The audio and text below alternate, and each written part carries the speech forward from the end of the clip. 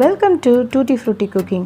இன்றைக்கி cook with கோமாளி 3ல் ஸ்ருத்திகா அவங்க செஞ்ச ஸ்வீட் பொட்டேட்டோ ஹல்வா எப்படி செய்யலான்னு பார்ப்போம். அதுக்கு ஒரு ஸ்வீட் பொட்டேட்டோவை குட்டி குட்டியாக கட் பண்ணி கொஞ்சம் வேக வச்சு எடுத்துக்கலாம்.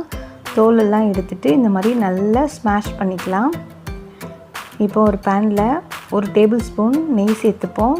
கொஞ்சம் முந்திரி பருப்பு ஹல்வாக்கு ஃப்ரை பண்ணி எடுத்து வச்சுக்கலாம். இந்த ஹல்வா டேஸ்டியாக இருந்துச்சு, மறக்காமல் செஞ்சு பாருங்கள். ரொம்ப ஈஸியாக செஞ்சிடலாம். இப்போது ஃப்ரை பண்ண முந்திரி பருப்பு எடுத்து வச்சுப்போம்.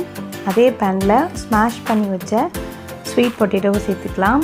நல்லா மசிச்சுக்கணும். இப்போது அதை நெய்யிலே நல்லா வதக்கி எடுத்துப்போம். நான் இதுக்கு பாரிஸ் அமிர்தோட வெல்லம் தான் எடுத்திருக்கேன். இது ரெடி டு யூஸ், அப்படியே யூஸ் பண்ணிக்கலாம். அரை கப் எடுத்திருக்கேன் நான். நல்லா மிக்ஸ் பண்ணி கொடுத்துப்போம்.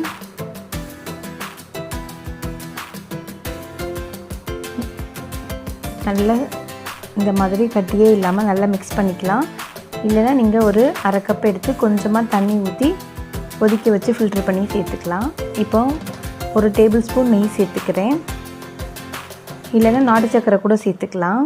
இப்போது இந்த அல்வாக்கு ஒரு ஸ்பூன் கார்ன்ஃப்ளவர் மாவில் ஒரு 50 ml தண்ணி சேர்த்து நல்லா கட்டியே இல்லாமல் மிக்ஸ் பண்ணி இந்த ஸ்வீட் பொட்டேட்டோ கூட நம்ம சேர்த்துப்போம். நல்லா மிக்ஸ் பண்ணி கொடுத்துக்கலாம்.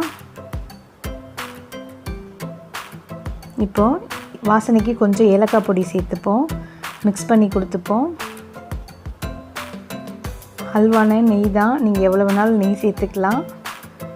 இப்போது ஒரு ஸ்பூன் சேர்த்துருக்கேன். சேர்த்து நல்லா மிக்ஸ் பண்ணி கொடுத்துப்போம். நமக்கு பேன்லேருந்து ஒட்டாமல் சுருண்டு சுருண்டு வருது.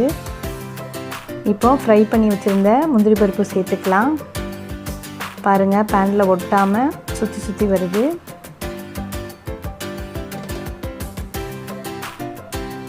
இப்போது நம்ம அல்வா சூப்பராக ரெடி ஆயிடுச்சு. டேஸ்டியாக இருந்துச்சு. நீங்களும் மறக்காமல் செஞ்சு பாருங்கள்.